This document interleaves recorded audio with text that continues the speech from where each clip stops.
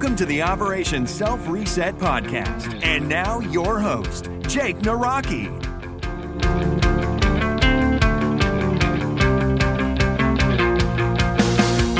What is going on, Reset Nation? Welcome back to Operation Self-Reset, the one and only podcast to truly transform the person you are right now to that person you strive, crave, and want to become. It doesn't matter if you want to become stronger, smarter, sillier, sexier. What the heck? Sexier? Yep. Today we're going to be talking about meeting ladies. What the heck does that even have to do with Operation Self-Reset? You're thinking to yourself? Well, because we're doing something a little different today. We're talking to Jordan from the Art of Charm podcast, where he talks about meeting ladies. And you're thinking to yourself, what the? That has nothing to do with my self-reset. I am here because my life stinks and I need clarity and I want to get motivated. I want to be inspired. What the heck can this guy tell me about my life? Well, I tell you what. This guy actually has a really cool story. He has some really good tips, really good ideas that I think will make you question the next time you go to a meetup, the next time you present yourself in front of others. He brings home a lot of stuff when relating to just confidence with meeting new people. And I think we all could use that every once in a while. We get thrown into weird situations, either for work or pleasure or whatever. And it's a good reminder of how to act when we're in new situations. So it doesn't matter if you're a man, woman, or if you don't even know what you are, this podcast will surely help you out. So like always, we're going to start with a quote, and this quote is from Louise. And Louise, I have no idea where you're from because you did not put, or actually you're from the UK. Now that I see that, it's from I'm not going to say his email, but the way that I just saw that was it's hotmail.co.uk. So I'm assuming he's from the UK, United Kingdom. Thank you so much for listening in. His quote goes like this: "It's lack of faith that makes people afraid of meeting challenges. And I believe in myself." That is from the world famous boxer Muhammad Ali. Louise, thank you so much for sending that over to me. And if you guys have a quote that you absolutely enjoy, that you feel somebody could get the same benefits that you received from that quote, send it over to ask@osreset.com, and I'll make sure to feature you on a podcast. Just let me know where you're from. I'd love to hear where you're from, and I think it would be cool to share you and your location to the world. So with that being said, let's dive into today's interview, and I think you're going to enjoy it. I already kind of named all the reasons why, and there was something though that he brought out within myself that I want to share with you guys at the end of this interview, because I go to a lot of meetups. I speak with a lot of other individuals, and there was something that he really connected for myself that is so powerful. I really have to, identify it and make sure that you guys realize it, because I think it will really help you too. So here's the interview with Jordan from the Art of Charm podcast. Jordan, tell us about yourself. How did you get started in this, and kind of walk us through those paces? Sure, man. I talk about this a lot on my show, but essentially what we do, where I got into this at first, the whole idea of self-development / networking was, I was a law school student. I interned for a really large British law firm and then another one in New York. Both of them were in New York, actually. And I had this mentor who was just never around. And I was like, what's the deal? They assigned me this guy. He's not even here. And he's one of the guys that hired me. So what I did was I caught up to him one day when he was in the office, once every 2 weeks or something for 5 minutes to check in or grab something. And I was like, hey, what's the deal with you never being here? I figured whatever, if they fire me for speaking too frankly, oh well. And he really appreciated that because no one ever spoke to him like that. So we went out for coffee and he told me, he's like, listen, all these chump lawyers, and he's talking about like partners too, sure, who he works with. He's like, all these chump lawyers are here on Sunday night at like 11 p.m. He's like, I'm out. I do jujitsu. I hang out on people's boats. I play golf. I go to lunch. I go to dinner. I go to the gym. I hang out with their wives. We go on vacation. I'm like, but you make more money than everyone else. That's what everyone says. And you're never here. So I don't get it. And he's like, I'm drumming up business. He's like, and you know what? That's more valuable than staying in and pulling late hours with billables. He's like, I'm generating business. There's always going to be somebody who can put in these long hours, who wants to make their way to the top and doesn't have this skill set. And he's like, but I'm like a pro athlete. He's like, not everybody can do what I do. So my time is better spent drumming up business. And I was like, oh my God, this is like the holy grail knowledge tidbit here. Oh, sure. So I was like, so how do we do that? Right. And I thought, this is great because I hate filing briefs and checking for commas in 1,000-page documents, but I'm really good at hanging out and talking to people and, developing a relationship with them. But I need to work on that skill till it's like ninja level, elite athlete level networking and social skills. That's what I need to do. And that's a fine line, because you've all seen the crazy networker who like runs around and throws business cards at people, or like runs around and people think they're not really even his friend because as soon as they get to the party, he's running around chatting with everybody. You need to learn how to make really strong, really real relationships. And it's a very difficult skill set to learn on your own. So I learned that and I thought, this is the golden ticket. I'm going to make so much money as a lawyer if I do this. So I spent the next couple of years trying to master that skill set. And then I eventually became a lawyer and I was like, wow, this totally sucks. I hate this. So I quit / the market tanked. I was in real estate and I was like, you know what? I've already started a podcast about my dating life and applied these networking skills to this. And my business partner, who everyone knows on the show is AJ, he was really good with women. So we joined forces and we started doing this podcast, the Art of Charm podcast. And we started talking about networking skills, women, dating, relationship management, all this stuff. And originally it was kind of like our growth and our learning. And then we were interviewing experts, which we still do. But we realized, listen, most people aren't breaking ground in this area. Most people aren't learning new ways to network, be effective. And if they are, they're not teaching it very well at all. Like not even a little bit at all. They're doing really lame, like make sure your resume is in good shape. It's like, that's fine. But I got my job on Wall Street, not because I made sure my resume was in good shape. I got it because I was walking around interviews that I wasn't invited to. A job fair, which I wasn't invited to. Nice. And didn't register for. I was invited. I didn't register. I just showed up. And I ran into my old buddy from college who was like, hey, my roommate from college, his roommate from college is in room 104. He works for some big law firm. You should go say hi. And I was like, whatever, I guess I'll go say hi. So I ran out over there because I was bored. I didn't have any interviews scheduled. And I was like, hey, Jeremy, what's up, man? He's like, hey, what's up, man? You applying for jobs? I was like, I guess. He's like, what do you mean? Just give me your resume. You got a resume? I was like, sure. He walks over to this guy in the corner who's eating like a hoagie, shoveling food in his face, and goes, hey, I got a guy. This is my friend Jordan. He's a really sharp dude, really cool. We should talk to him. And I was like, all right. He's like, hey, man, if you don't mind me eating lunch, the other guy says, I'll interview you while I'm sitting here. And I was like, okay. So I just chatted with him. He basically asked me like what my hobbies were, looked at my GPA, looked at some of my extracurriculars, and we chatted for a bit. And he's like, well, you seem cool. You want to fly to New York? And I was like, okay. So they flew me out to New York for more comprehensive interviews, which were literally more of the same, just like making sure that I was not a crazy person or super annoying. And I got a job spot. Wow. By the time my plane landed, I already had a voicemail that was like, we'd like to offer you the job. I didn't even return the call because I was like, huh?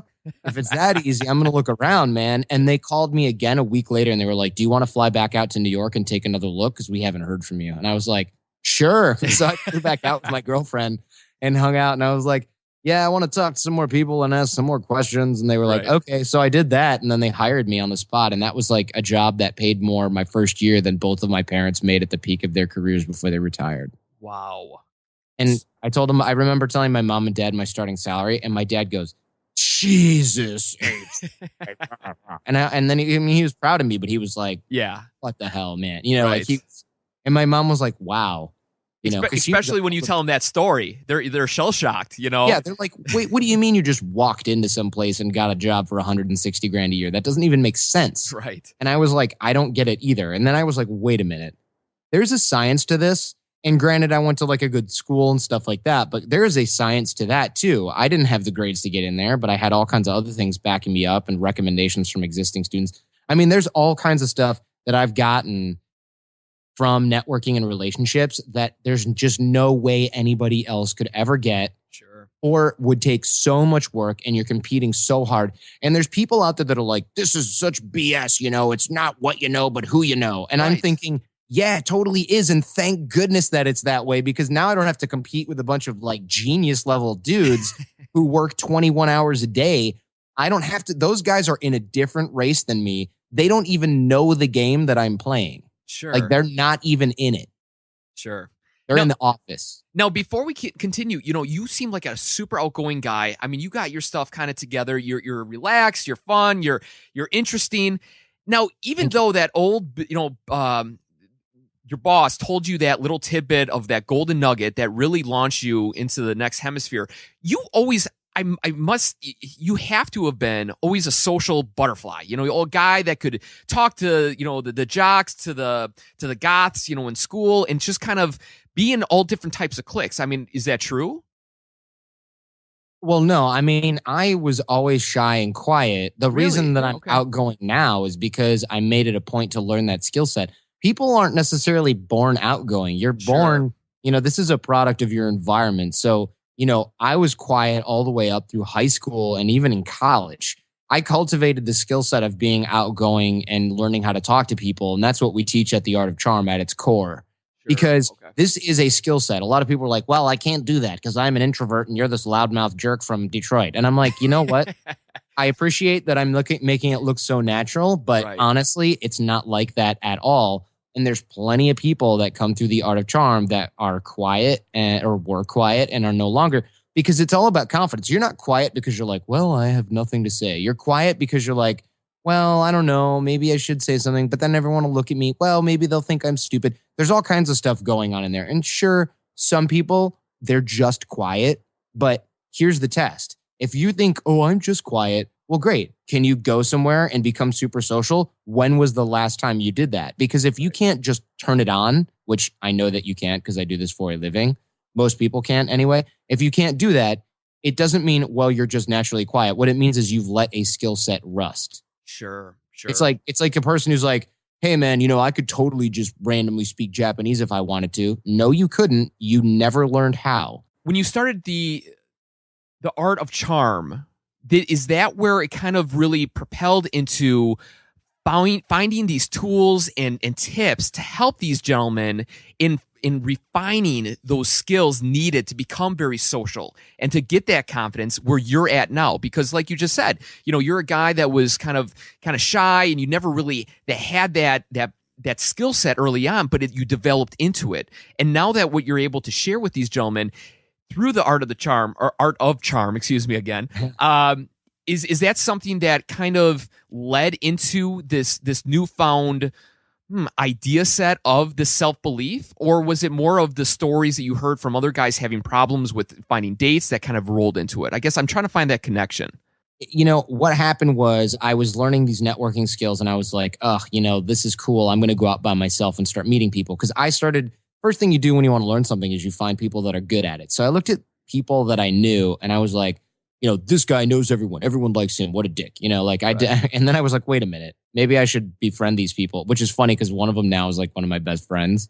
And I was like, at first I was like, this guy's such an arrogant jerk. But he wasn't. He was an awesome guy that everyone loved. And now I know why. Sure. But the other thing is, so I started modeling these guys and I was like, what do these guys do? And the answer is they try a lot of new things. They say hi to a lot of new people. They smile a lot. There's a lot of basic principles here, but there's a lot of advanced stuff at work that they don't know they don't know that they're doing it. Sure. And I do. I can see how they're doing it and I can model that. And here at the Art of Charm, we have drills and exercises that my instructors and I teach that build those qualities in our students. And so, for example, it might be starting a conversation that's light and playful. Because if I'm at an event, say I'm at an entrepreneur event and there's 5 people sitting down and no one's talking, or a few people are chatting that maybe know each other already, I can either be like, hi, what's your name? Where are you from? What do you do? Oh, that's interesting. I can't really use your services. Let me turn to my left instead. Yeah. Hi, what's your name? That's a networking event for most people. Right. What I'll do is I'll walk in and be like, hey guys, what's everybody doing? Or like, hey, did you guys have the chicken? And they're like, what? There's no dinner here. I'll just do something silly like that. And then somebody might laugh politely. And I'm like, okay, that's the person that probably has the most social awareness in the group.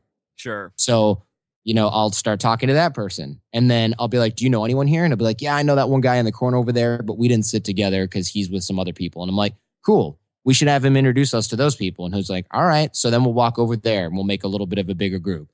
And then I might talk to somebody that I saw in a line for the bathroom or something. And I'm like, hey, man, what's going on? What brings you out here? Oh, right on. I don't go, what do you do? How can you help me? Because most people are looking for that.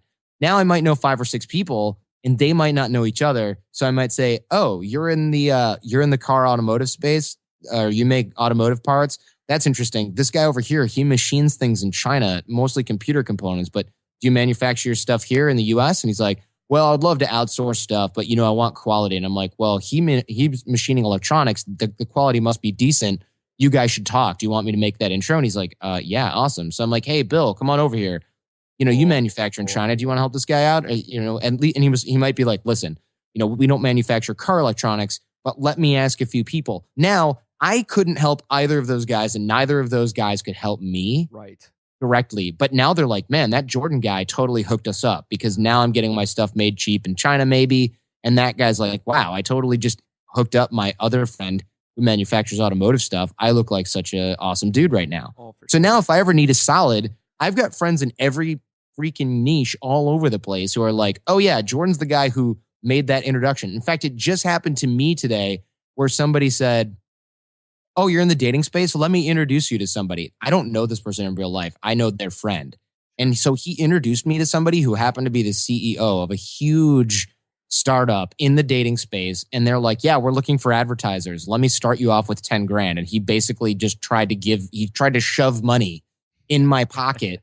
That's on awesome. The first call, because that to him was nothing. And I was like, okay, you just made me a lot of money and all you did was send an email. Right. That's incredible. And you can do that all the time from your house by talking with people and finding out what everybody's value proposition is. Sure. And hooking them up with people who need that value. And so it's all about giving value. It has nothing to do really with your value or anything like that. Like if somebody needs dating help, yeah, great, I'm here. If somebody wants to learn how to network, that's what we do. Becoming more charismatic and social, that's what the Art of Charm does.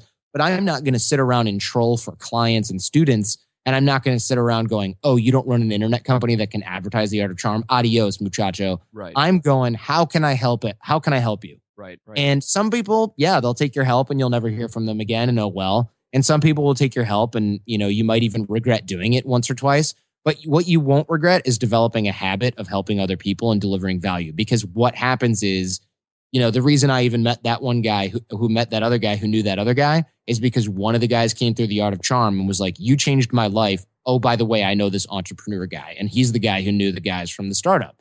So it's like a 6 degrees of separation thing. Yeah. But here's the thing. People who get the value, the give value type game, and I say game because it's like a system that people who are not playing it have no idea. Sure. They don't get it. So the reason that this is so effective for people at quote unquote the top level of this social value experiment, if you will, is because we are always giving value. And we understand that it always works in return. So that's the reason that this guy was like, who can I introduce you to that can help you? Gotcha. And so now I don't have to worry about, he's not what's in it for me. He's how can I help you? And that's so different from most people. Right. That when you're networking at that level and creating relationships at that level, it's like you're printing money, because you probably couldn't buy that relationship. And I certainly have not, there's not a lot of people that make 10 G's with 2 email exchanges or 4 or whatever it was. And you can do that. And I'm not trying to sit here and be like, I make so much money. I'm telling you because it's no coincidence that I got my job that way, that I ended up getting my business that way, that I get deals that way, that my friends have been, I've met a lot of my closest friends that way. This isn't a coincidence. I don't have some guardian angel who's like, bless this man with lots of good fortune. Lots of bad stuff happens to just like everybody else. But there's plenty of times where, admit it, you go out, you go to a networking event or you go meet some people and you're like, I'm bored. Everyone here does something that has nothing to do with what I like or what I need for my business. I'm going to go home early. Meanwhile, you could have cultivated an awesome relationship with these guys who do something. And then you could meet someone tomorrow who's like, man, if I only knew X, Y, and Z. And you're like, I just hung out last night with 3 guys who do that. And they're like the top of their level. Sure. Why don't I make you an intro? And that guy owes you a major stake. Right. Right. Where did you learn that from? Where did you learn to give more than you take? I mean, is that something you just developed over time? You just kind of saw that you realize you can connect better with people. How did you develop that? Well, I started to develop it when we started to talk about dating and relationships on the podcast, and it's not like I invented this concept. I mean, no. I think it's probably like in the Bible or something. Right. Like who knows? But it's on the commandments, it's number 11. Yeah, exactly. Like it's one of the ones that chipped off before we got down the mountain. I noticed this pattern, and me and AJ especially noticed this pattern because we started this podcast and everyone was like, dude, I want to learn this. Tell me this and this and this. And we were like, hey, now everybody wants to learn from us now that we have like girls around us and stuff like that. That's a bunch of baloney. Like, where were these guys? These guys didn't even want to talk to us. Now they want to buy us drinks and hang out with us because we have all these like people and, girls, and we have this show. People want to advertise. They want us to prop this up, do that. But then we were like, wait a minute.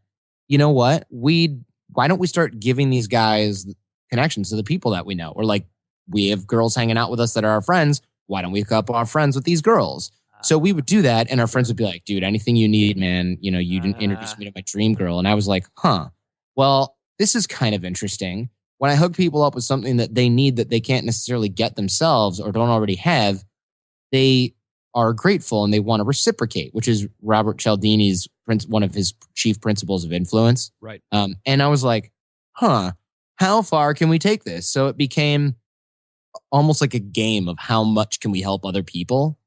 Yeah. And so the whole company is founded on helping other people. The Art of Charm podcast is like currently 225 plus hours of free content helping people, giving value. And, it's come back in massive, massive abundance. And this isn't some like woo-woo law of attraction, right? If you build it, they will come baloney. This is the real deal, because when you change somebody's life or you introduce them to their wife or you help them with some problem that they didn't know they could fix, or you give them the right expert at the right time, they know they owe you a favor. And some people, it might be like, F you, dude, I don't care. But most people won't. It's a principle of human nature. It's called reciprocity, right? And it's well documented. And so you can do that. And in that way, maybe this isn't totally altruistic. But on the other hand, it's not like you're keeping score. You're not doing the Hollywood thing where you're like, that person owes me a favor. You're just putting it out there and you're helping everybody. And then if I have an issue, I might reach out to my network and be like, hey, who do we know who does X, Y, and Z? Like, who do I know in San Francisco? When I put out on my show and on my social media that I was moving to San Francisco, I got a ton of people who were like, oh, let me, remind me to hook you up with my friend. He's like a senior vice president over at Facebook /Google /Apple, like all these different guys. And I'm like, this is great. And I was like, man, what do I need? I need my show, better featured in this. And I want, to get in some magazines. And people were like, oh, you want to get in the LA Times? Yeah, give me a call. I know one of the editors over there. And I'm like, cool. And it's that easy because that person, again, if they're playing at the A level in terms of networking, they know that they can call me and go, hey man, who do you know who does this, and this? And it's like, oh, I've either got someone or someone in my network has someone. Sure. And that's a really rare skill / really rare set of connections to know lots of people. And that's really currency. And it doesn't even cost you anything to hook two people up. It doesn't. Yeah, and it's funny because in this podcast, I talked a couple episodes about, people want to change their lives and they want to get out of the rut that they're in. And the one thing that I say is you need to separate yourself from the people that are close to you. Your group of friends, they're great, but they're holding you back from your true potential. So I'm like, you got to go to meetups, you got to go to different conferences, whatever you think you might be interested in, go and find it and get out there and start, shaking hands and talking to different individuals.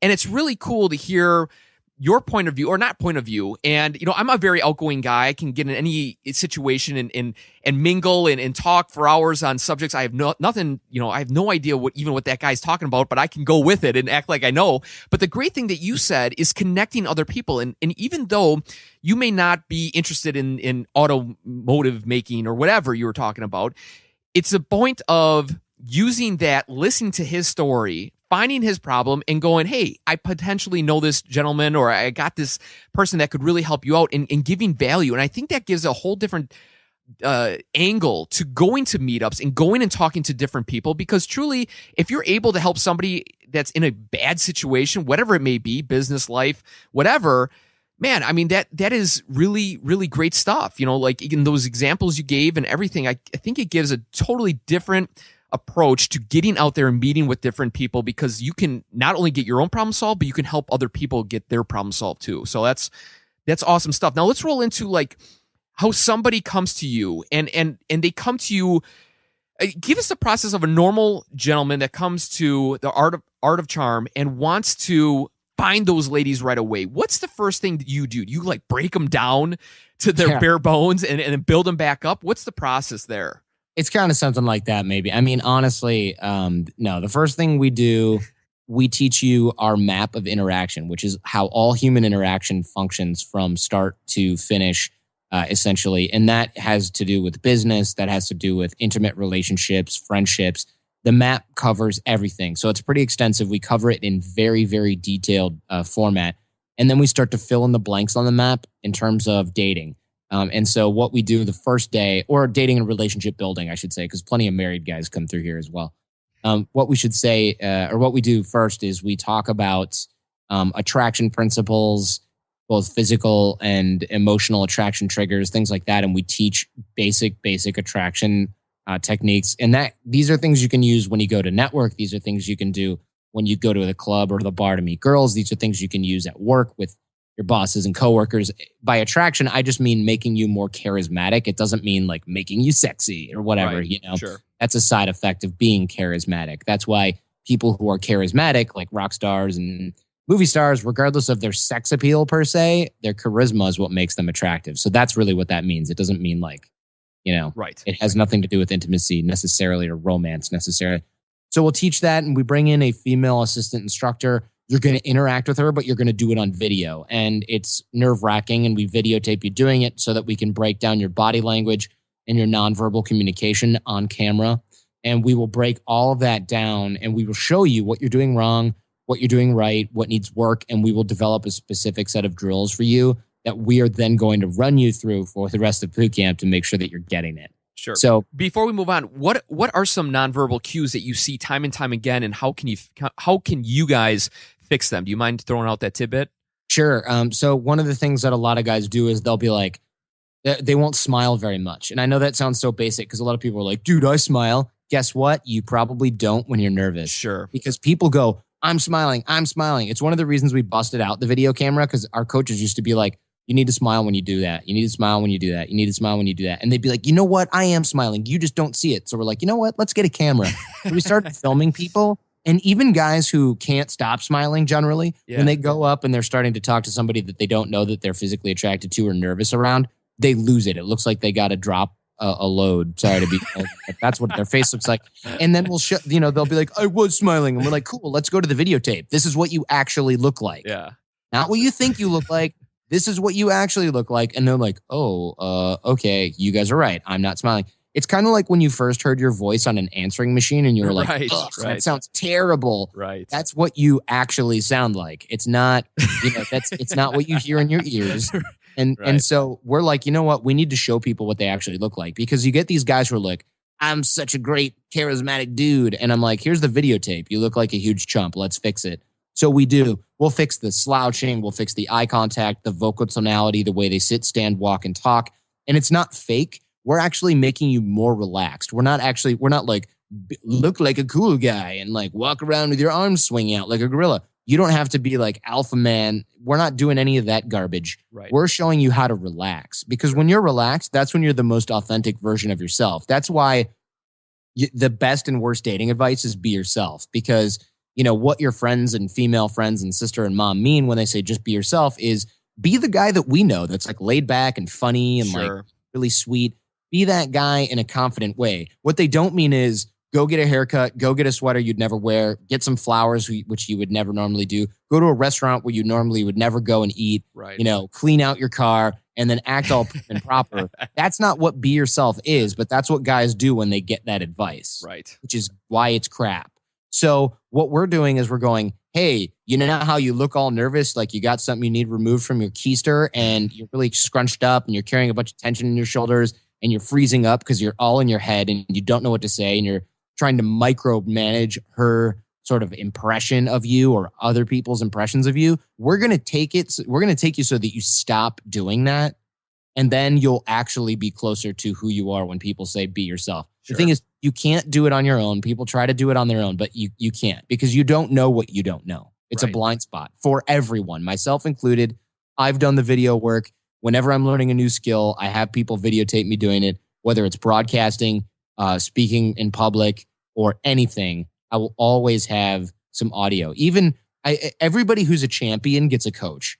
Right. It's only the losers who don't get coaches. No, there's no athlete around who's like, yeah, man, Charles Barkley and Michael Jordan didn't go, listen, dude, I don't need a coach. I'm just really good at basketball. Okay. No, they have like 10 coaches for strength, speed, shooting, court stuff. There's a million coaches for a pro athlete team, and they get more, they get more coaching from better people. So everybody who's a champion gets a coach, and people who, again, are playing at an elite level, anything at an elite level, they know that. That's why the clients who come through here are not just smart college kids or smart people in general, but we get a lot of special forces, intelligence agents, entrepreneurs, because people who are really damn good at what they do, and I mean really darn good, those people know that the best way to advance is to get mentorship or coaching. It's not to keep telling everybody else and yourself how awesome you are without anybody's help. That's ego. That's what the guy who works at Starbucks keeps telling himself. I didn't need that job anyway. Everybody who works there is lame. That's why I work here, and everybody who works here is lame. I'm too cool for all of this. And it's like, how's that working out for you? Right. The only way to improve is to learn from other people that can teach you in those regards. Yeah, man, that was a huge point. That was awesome. Okay, so all right, so we got down the body lingo and stuff like that. You kind of mold them, you take them, you remold them into something that they just feel more them. And then let's talk about the approach. Let's talk about, let's generalize this conversation to more of a meetup setting. You do walk into that convention or whatever. You walk in by yourself. You got your books and pens and paper and all that stuff. And you need to approach that one person that's kind of looking around the conference also. What do you tell those people? How do you approach a conversation and kind of lighten the mood or kind of roll into a deeper conversation? Well, I mean, that's a little bit trickier because it depends on you, and that's largely what we teach here in our boot camps. I mean, it's not a secret; it's just tailored, so it's going to be tough to find a one size fits all. But I'll go for it anyway. So essentially, once you start talking to somebody, you want to stay away from what I would call like an autopilot conversation. Yeah. And what we do here at the Art of Charm is we keep things light and playful in the beginning. We call it banter. It doesn't have to have any content at all. You're just kind of showing the other person that you're laid back and you're normal and your agenda isn't anything hard pressed. And then, once you guys have sort of felt each other out in that way, and this is the same thing for dating, then you can be like, so what brings you here? Oh, well, you know what? I got dragged here by my friend. Or, you know what? I'm working the tire industry and there's a lot of vendors here. So I wanted to see who I could meet. That's a fair question. It's not, where are you from? What do you do? Oh, that's cool. It's cold outside. Yeah. How's the weather? Yeah, no, it's like, cool. And then they already think, all right, this guy's kind of funny or like laid back or cool or whatever. And I told him, and then he goes, what about you? And you're like, well, I'm a talk show host and a coach, a charisma coach. And they're like, oh, that's interesting. It's like, and even if you're not that, even if you're like, I run, I'm a consultant, they're like, oh, what kind of consultant? You're talking about that, but you don't have to be like, yes, I work for Deloitte. It's really interesting. You can say, yeah, I came here because I'm a consultant, but honestly, I realize I got to step my game up. I'm actually looking maybe to make a move here. Where's your company located? Do you have any need for something like this? And if they're like, yeah, no, maybe, that's fine. If they're like, no, don't be like, well, cool, nice meeting you, dude. Be like, all right, whatever, like who do you need to meet? What are you looking to do? And they might say something like, well, I'm really trying to outsource some of my production. And you go, cool. What kind of person would that be? Like, I'm trying to think if I would know anybody that could help you. Straight up, throw it out there. And people aren't used to that, but candor is fine because people in business what we hate is wasting our time. Sure. So if someone's like, I want to help you, who do you need to meet? I might say anybody who does X, Y, and Z, or anybody that you think, might be able to help me meet somebody that does A, B, and C. And they might go, okay, let me have a think and I'll get back to you on that. Or, you know what? My brother-in-law, he works for blah, blah, blah. I don't know if he'll be able to help you, but he might have a better idea. Boom, email intro handled, and then if you run into somebody who does production or whatever, like the example I gave in the beginning of the show, you make that intro. And you can easily email these people once every 3 months and they'll be like, oh, hey, what's up, man? It doesn't matter. And now we have Facebook. Right. You can like passively communicate. We're connected. Yeah, for sure. So there's really no excuse to have a crap network in this day and age. Yeah. All that means is that you're lazy and you need to dig the well before you're thirsty. That's another really common mistake that people make when they're trying to network or build a network is they'll be like, oh my God, I just got laid off. All right, I need to network. So they go to these events and they're like, I'm an out of work web developer. Do you have work for me? No. Okay, next. Oh, and it's like, good luck, dude. You're going to be on an unemployment line for 8 months. Now, if I were today, like say that the Art of Charm, gets something happens where I can't do this anymore. Right. I can't teach guys how to be more charismatic anymore. I would be able to jump into a billion other jobs at the drop of a hat because I have different skill sets and not just because I'm so useful and I'm so smart or whatever, but because people know what I can do because I'm not shy about helping other people do exactly that. Like a friend of mine runs a company and he's like, dude, my salesmen are blowing it. And I go, oh, well, maybe they just need to learn how to network better instead of just trying to ask people for money all the time. So I would go in there and give a free training and he would take me out to a nice steak dinner and I'd catch up with a friend and help him out. Sure. Now, guess what? If my company goes bust tomorrow, who do I ask for a job? There you go. Setting yourself up. I like that. And it's not even for that purpose. Right. I really did it to help a friend. Right. But who do you think he's going to hire? Some guy who submits a resume via monster.com or the guy who just got done giving him a bunch of value? Right. Oh man, that's totally good. And how do you keep in line though? Show us the back end because I'm thinking to myself, man, I gotta get my emails in line. I gotta start, making sure I'm connecting with these people I've met throughout the years. How do you keep yourself organized with all these people you met and connected with, and the Rolodex that's either in your mind or your phone or your computer? How do you go about that? So basically, what I do, I actually use aside from Facebook. I engage people when I see them in my news feed, etc. I do have a larger network. What I'll do is, honestly, I have a pretty darn good memory that I've trained, not like, oh, this guy remembers everybody. When I can't do that. I mean, there's people right now who are thinking of excuses why they can't do this stuff. And it's like, all right, fine. How's that working out for you? See you later. I don't care about that. Sure, right. Like for those people, turn the show off right now. If you're not going to take action, you're wasting everybody's time. But if you want to learn the systems, awesome. So there's these things called CRMs, which are for essentially for salespeople. One of the big expensive ones is Salesforce. You don't need that one. There's stuff like Highrise from 37 Signals. There's free versions of tons of these that hold 300 people. Sure. That's more people than you would probably meet in years that would possibly have any value for you. And that's the free level. The other one, then it's $15 a month. Mm-hmm. And there's stuff that you can have on your computer that probably does the same thing. And I use the one online. I use something called Highrise. And what that does, though, is it's got their contact info in it. I can set a task. So I'll hit somebody up, say that I met somewhere, and I'll be like, all right, I'll throw them in Highrise, and I can enter it. I can enter their info via email from my phone or via an app from my phone. And I'll be like, cool, I want to touch base with this guy in 3 months about how his new job is going. Sure. Because he works at, a content development company that's a startup that's going to be, advertising on the web. And, I'll hit him up in 3 months and he's like, cool, thanks for remembering. I'm really enjoying the new job. It's a lot of fun. And I'll go, cool, man, let me know how I can help. And then he might go, you know what? I have to find new clients who can provide advertising for what we do. But my budget's really small. Do you know anybody who might be able to help advertise on a budget for this new thing we're doing? And I'm like, show me what it is.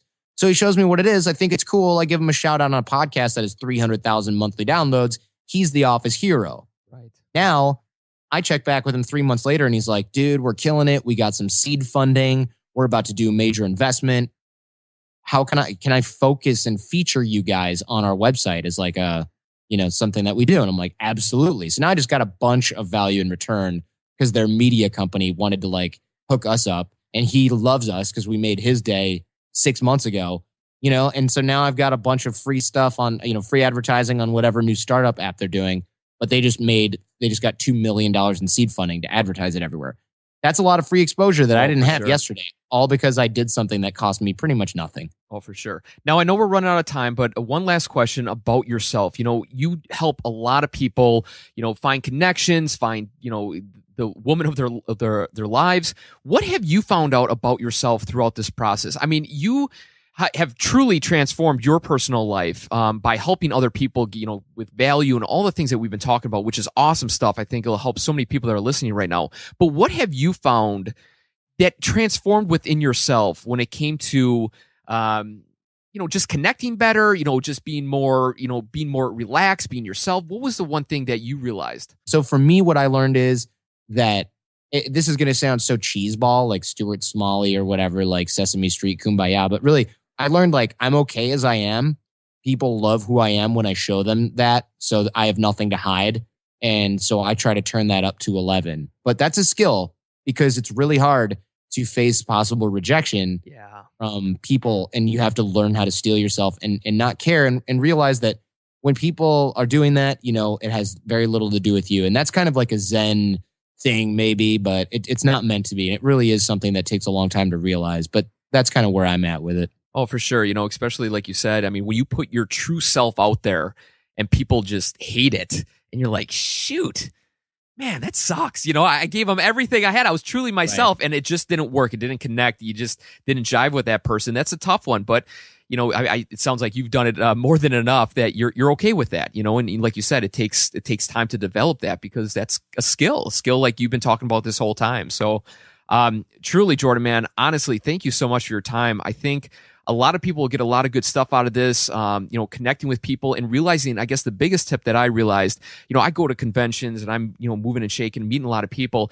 is giving back, is not only thinking for yourself, but thinking for the guy that you met 10 minutes ago, trying to help everybody out because, we all could use a little connection. And like you said in the beginning, it's about who you know instead of what you know, that old school approach is still alive and well, and it's all about making it work out. So how can people get in contact with you and what you have to offer? It's so funny because I didn't even talk about dating, but that's what I was talking about, right? Right, yeah. All the overlap there is so ridiculous that I didn't even need to talk about dating and attraction. But there's plenty of that at theartofcharmpodcast.com. Since this is a podcast, I'm just going to plug that because that's free. You guys are already listening to podcasts. Theartofcharmpodcast.com or go to iTunes, search for The Art of Charm. Boom. It's the big icon that says The Art of Charm on it. Hint, hint. So check that out. It's free. There's a ton of stuff. And guys who are like, where do I begin? If you go to theartofcharmpodcast.com/toolbox, there's some of the top ones that are like body language, eye contact, touching, rapport, banter, flirting, how to get over a breakup, blah, blah, blah, a million different topics. And that's some of the core fundamentals. But otherwise, I highly recommend that you spend the next 225 straight hours drinking coffee and listening to stuff that we talk about. I love it. And also, too, if you're not in the dating, if you're not looking for a woman, you think that toolbox can help everybody else? Just it can, yeah. Okay. Because it's like, if you're married, you need to be doing this stuff with your wife. And if there's so many married guys that listen to this and they're like, oh my God, how have I lived without this? And they're like, they'll go and they'll banter and flirt with their wife, or like, they'll do some more connection stuff with their wife. And they're like, this is my secret, man. My wife is like, what happened? We have guys call in and they're like, I literally need to tell you this. They're like, my wife sat me down and was like, Are you okay? Are you sick? Is there something you need to tell me? Like thinking like maybe he's dying because he's so much more open now that she's like, what happened? Do you have cancer? And you're not telling me, and it's great to hear because it means that they're having like a crazy emotional impact. And she's like, I've known you for 20 years. You've never opened up to me like this. It's the most amazing thing. Yeah, and cool. So there's plenty to be there for guys who are married. There's a lot there for women who want to see how guys think, because we are very candid on the show. I mean, I talk about everything from how much of a disaster, I was back in the day to client stories, keeping everybody anonymous. But also, we really do focus on, this is the stuff that guys don't talk about until they've had like 4 beers and they're like, how come girls don't like me, man? I like them and I'm nice and I just get walked on, dude. What's up? Right. We'll talk about it to millions of people, Cool. Cool. Awesome. And how long have you been doing it now? Oh man, 7 years. 7 years. Well, congrats, man. Congrats on your success. You got some great tips and tools. And yeah, everybody listening, head on over there and check it out. And I'll make sure to put it in the show notes. So, Jordan, man, thank you so much for your time. Appreciate it. We'll keep in touch. Well, what did you guys think, huh? It didn't matter if you're a man, woman, or you don't even know what you are. Jordan knocked it out of the park. I think you all have learned something about yourselves, about the way you communicate, the way you present yourself. Just some really good tips. Nothing earth-shattering. I think everybody kind of knows, to approach people, in a friendly manner. And he even hit it on the head. There was a couple of times that the guys were like, no, I am smiling. And then they brought out the footage and they're like, you're not smiling at all. And you're like, ooh. So just be aware of that. And the one thing that I really took away from this podcast, and I think I kind of talked a little bit about it in the interview, was giving back. I meet so many people at these meetups, and I always ask them, what do they do? How can, I'm always thinking kind of in my head too, like, can this guy help me? I'm always looking for, like, is he a graphic designer? Ooh, I could really utilize that, for my business. But I also now realize, thanks to Jordan, is to give back, is to say, hey, what can I do for you? Is to listen to his conversation and realize, wow, this guy's into dentistry. Cool. Oh, man, there's this person that I know back home that's starting his own practice, or whatever it may be. I think there's so many times in our lives we commit and communicate with one another. We get wrapped up in the conversation. They're talking about something. You're not interested in it. So you kind of, daydream. You're like, when is this guy going to stop talking? I don't even care what this guy has to say. It has nothing to do with what I like. In actuality, it does, though, because you're able to help him. And when he's speaking, when they're speaking to you, scrape your brain of how you can help them. Because like Zig Ziglar has said, the more you help other people, the more you get back. I forget it. I'm so jacked up right now. But that's really the moral of the story, is when you're speaking to other people, listen to what they are saying. Listen to their job, listen to their aches and pains, listen to things that are going well, and see if you can help them out. Not only will that keep yourself in the conversation, but then they'll also give you, it'll just make you feel good. Like always, thank you guys so much for listening to the Operation Self Reset podcast. If you would like to support the show, if you would like to support the show for Operation Self Reset, get yourself a free audiobook. All you have to do is go to audibletrial.com/OSR. If you do that, you get a free audiobook, and also too, you're supporting the podcast by with that affiliate link, I get a little kickback. Even if you don't sign up, if you just get the free ebook and you walk away, break the wrist and walk away, you're able to support the podcast. So I would greatly, greatly appreciate it. Either way, guys, thank you so much for your support. Thank you so much for the emails that are pouring in. It's unbelievable. If you guys know somebody that could benefit from this podcast, please share it. Also, go to Facebook and join the Facebook fan page. Head on over to facebook.com/OSR fan page. I have 500 likes. Yes, I can't even believe I started the Facebook page literally mid-January, I believe. So we're like a month in and I have 500 likes. So who knows where this is going to go. I appreciate everything that you guys do. You guys are awesome. Keep on resetting your life to the direction that you want. If it's not working out, who cares? Try a different direction. Back up and press that reset button and get back on track. We will catch you next week for another great episode of Operation Self Reset. And stay tuned to our Motivational Minute, which will be launched on Thursday mornings.